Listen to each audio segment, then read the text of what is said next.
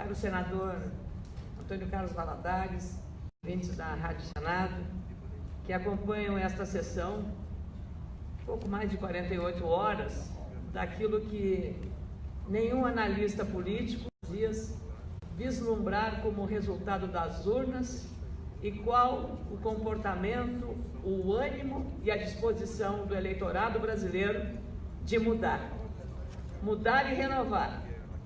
Exatamente na contramão do que aconteceu domingo, é o que os analistas falavam.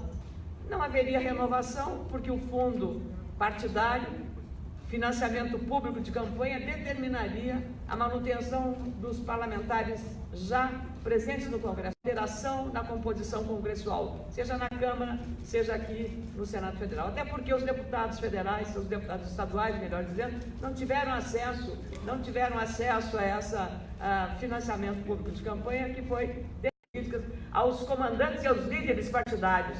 A sociedade está dando um recado muito claro.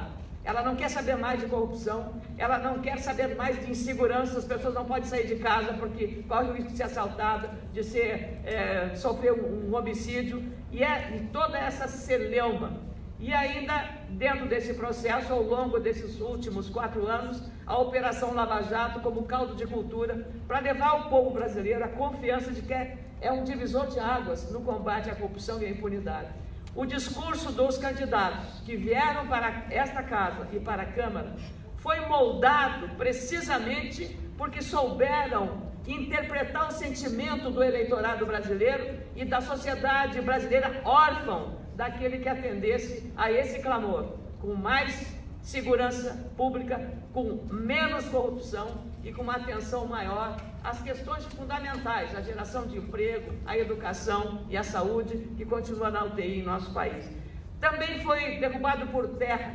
Penso que há um questionamento agora da força que os institutos de pesquisa caíram equivocadamente e não há como explicar, nem os técnicos, nem os matemáticos, nem os estatísticos conseguem explicar, senador Valadares, como é que as pesquisas até a véspera da eleição davam candidatos em primeiro lugar no Senado, por exemplo, o caso Dilma Rousseff em Minas Gerais, ou o caso Roberto Requião no Paraná, e não chegam ao Senado Federal.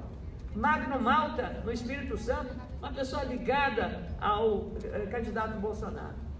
Essas coisas surpreendentes devem servir de uma grande lição às lideranças políticas. Então é preciso entender este sentimento da população. Mais ainda, um sentimento que foi ativado por um protagonismo extraordinário das redes sociais. As redes sociais tiveram o papel do financiamento público de campanha, porque na rede social é gratuito, um ativismo extraordinário dos candidatos que souberam usar esta ferramenta para o bem. Alguns usaram para o mal. E aí vem um detalhe. Então, eu que sou uma ativista das redes sociais orgânicas, só para ter uma ideia da força e da reação da rede social, bastou ontem eu ter afirmado que no meu estado do Rio Grande do Sul, o gaúcho não aceita neutralidade. Os gaúchos não aceitam neutralidade. E numa hora de decisão para o país, os gaúchos querem lado. E eu não tinha outra alternativa, fiz conscientemente, porque não poderia de maneira alguma, ficar do lado de quem destruiu o país em 12 anos de governo e retornar esse mesmo projeto de poder, não um projeto de país, voltar colocando em risco a Lava Jato, colocando em risco aqueles valores e aqueles princípios que a sociedade tanto cultivou para chegar nessa eleição e dar o recado para as lideranças da esquerda brasileira, que não souberam explorar ou que fizeram isso de maneira desonesta, em certa medida, porque prometiam uma coisa e não ofereceram aquilo que prometiam em relação à ética na prática política. Por isso, há um ex-presidente lamentavelmente preso em Curitiba. Então, isso é o preço que estamos agora pagando, mas dado não por uma condução de projeto político nascido nesta casa, mas nascido nas urnas de maneira mais democrática possível, que foi o anseio da população trazer para o conhecimento do mundo qual é o que o brasileiro quer, o que as brasileiras querem. E esse recado vai na direção de que, na República recente do nosso país, pós-88, a Constituição de 88, 30 anos comemorados recentemente, o que mostrou? talvez pela primeira vez, uma clara definição ideológica do eleitorado, em contrapartida às questões fisiológicas, aquela que troca o voto por um interesse qualquer e que desmascarou, destruiu, implodiu esse sistema de toma lá da cá, também na relação entre o eleitor e o agente público, candidato a deputado estadual, federal, senador ou governador. Então, esses recados todos vieram para reafirmar a relevância das redes sociais. E aí, um outro fenômeno. A rede social, como todo mecanismo novo de comunicação, ela serve para o bem e para o mal. Que o digam as campanhas de vacinação que o Ministério da Saúde enfrenta, de pessoas que fazem uma condução equivocada sobre esse processo. E o Ministério teve que montar uma estrutura para evitar o impacto da fake news, para não prejudicar a vacinação, que é uma questão de saúde pública. Isso é uma situação extremamente preocupante. Na política, tão preocupante quanto na saúde, é preciso cuidar da saúde da democracia. E a saúde da democracia pressupõe o respeito entre os adversários. As redes sociais também foram usadas. E a famosa fake news, a notícia falsa, teve em muitos momentos um grande peso para contaminar a discussão e o processo. As fake news vieram para detonar, para destruir e arrasar o adversário, não importando como fosse feito. Lembro muito bem que o Tribunal Superior Eleitoral fez um movimento, e eu presido a Fundação Milton Campos, fizemos um seminário aqui no Interlestes, e que, para minha alegria, vieram ministros do TSE, vieram ministros do STJ, vieram ministros ligados à questão do controle da eleição, veio o presidente da OAB, Cláudio Lamáquia, porque também a OAB é interessada que está em evitar as fake news no processo eleitoral. E veja só, todos os partidos firmaram acordos com a Justiça Eleitoral para trabalhar corretamente combatendo as fake news. O único partido que não assinou esse documento foi precisamente o Partido dos Trabalhadores. E ele, que se valeu muito das fake news, agora vai à Justiça Eleitoral, vai lá na Justiça Eleitoral para reclamar do peso das fake news. É aquela história. Pimenta no olho do adversário é colírio.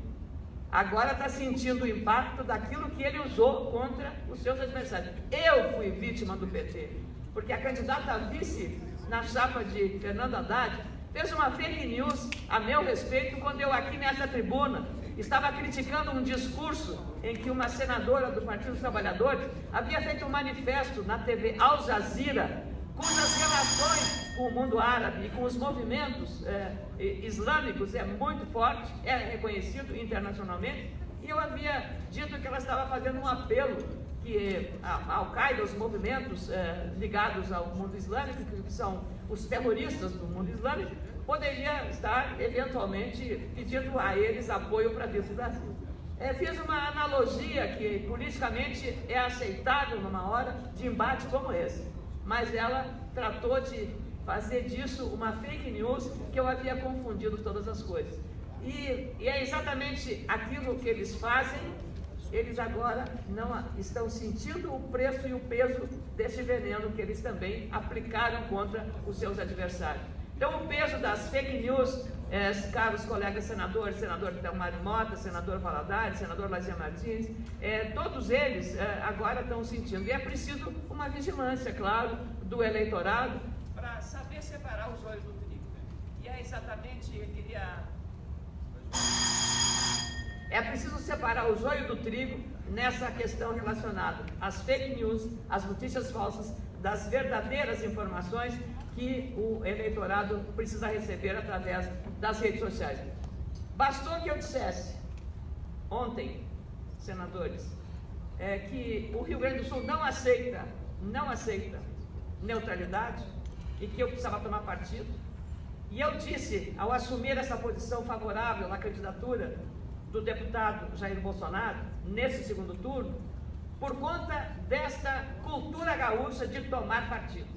E eu tomei partido. Não poderia ficar do lado do candidato Fernando Haddad, do PT, porque combatia aqui no impeachment, foi uma das vozes mais fortes e vigorosas contra e a favor do impeachment e contra os desmandos que o PT teve. Então não seria de nenhuma forma coerente de minha parte estar do outro lado. E nessas 24 horas, eu tive um aumento nas minhas redes sociais, em Facebook, Instagram e Twitter, extraordinário, porque é exatamente a participação do eleitorado neste processo que nós vamos enfrentar. Então eu quero agradecer aos meus seguidores das redes sociais, agradecer muito neste embate e, sobretudo, aqui tratar de dizer que foi uma honra muito grande o desafio que eu enfrentei, senador Valadares, e pediria, por gentileza de Vossa Excelência, um minutinho a mais aqui, não é uma sessão de deliberativa, um tempo a mais para apenas concluir o meu raciocínio, senador Valadares. É de dizer que eu tive uma honra extraordinária de compartilhar com o Geraldo Alckmin, meu governador de São Paulo, de uma campanha de honestidade, de integridade, de ética, e da equipe que com ele trabalha e acompanha há tanto tempo, como governou São Paulo, é de dizer que eu aprendi muito, e tenho reafirmado, aprendi mais em 8 anos no Senado Federal do que em 40 anos como jornalista. E em 2 meses e meio de campanha eleitoral, aprendi mais sobre a natureza humana do que em toda a minha vida. E esse ensinamento eu levo. E quero agradecer a equipe do governador Geraldo Alckmin, toda a assessoria, do mais alto nível de assessoramento ao mais simples e singelo servidor lá de todo o segmento. Pessoas com integridade elogiável, preparo acadêmico, preparo técnico, competentes, mas sobretudo uma ética no relacionamento e um respeito às diferenças, um respeito às diferenças ideológicas, um respeito às diferenças raciais, às diferenças de gênero, todas as diferenças, inclusive partidárias. Então foi uma honra ter participado junto com o Geraldo Alckmin, a honra de ter o senador Fernando Bezerra combatido o bom combate. E entrei no Senado como ficha limpa, saio como ficha limpa e também como Geraldo Alckmin. Não só isso, mas nós temos vida limpa. Então, muito obrigada, caro senador Lazier Martins, pela compreensão do horário, e acho que essa eleição nos traz lições sobre as quais precisamos refletir com muita profundidade, porque se nós ignorarmos e se dermos as costas à sociedade brasileira, nós corremos sérios riscos. Mas, felizmente, o dia 7 de outubro terá marcado na história brasileira do vigor máximo da democracia na sua essência maior e na sua dimensão mais profunda. Muito obrigado, senhor presidente. Cumprimento, senadora.